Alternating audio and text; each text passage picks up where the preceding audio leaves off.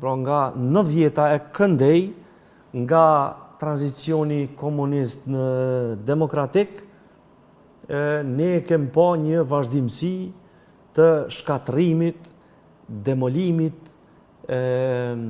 përbuzjes dhe abuzimit me pasunit toksore, materiale dhe jo materiale të politikës shqiptare në Shqipëri. Pra, na del që atje nuk ka përfundu tranzicioni fare, po veç është bo një transformim i emërtimit të sistemeve. Derisa akteret kanë qenë të njëjtë. Po do më thonë që është Edi Rama diktator? Po Edi Rama, Sali Berisha, Ilir Meta, të tjerët, të cilët nuk kanë arrit, shembull konkret. Ta marrim konkret. Në zgjedhjet e fundit parlamentare në Shqipëri, kandidat për kryeministër i Partisë Demokratike nga opozita doli Sali Berisha. Pyetja e ime që ka qenë në mediat e Shqipërisë. Mos t'i cekë me emrin. Po edhe të Kosovës ka qenë kjo. Çfarë kërkon një person i cili ka qenë në pushtet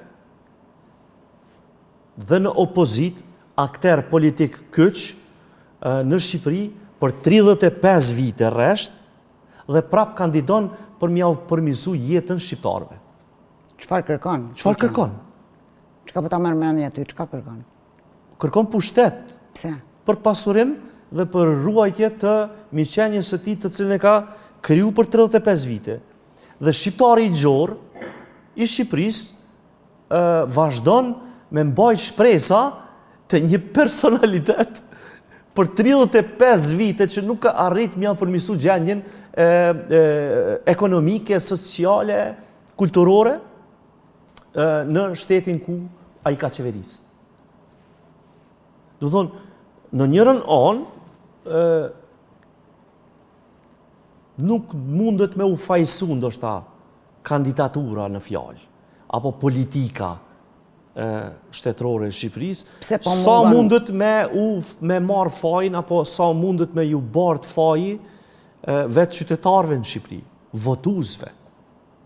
Pra, për reforma, për me lyp, me kërku më të mirën, për me i thonë jo diçkaje, por sistemi komunist i cili ka vazhdu në emër të demokracisë, ata nuk i ka eduku se sistemi demokratik, në sistemin demokratik, guxohet t'i thotë edhe jo edhe kryeministrit, edhe presidentit, edhe ministrave, edhe kryetarit të shtetit, kryetarit të komunës, edhe nënkryetarit të kuvendit.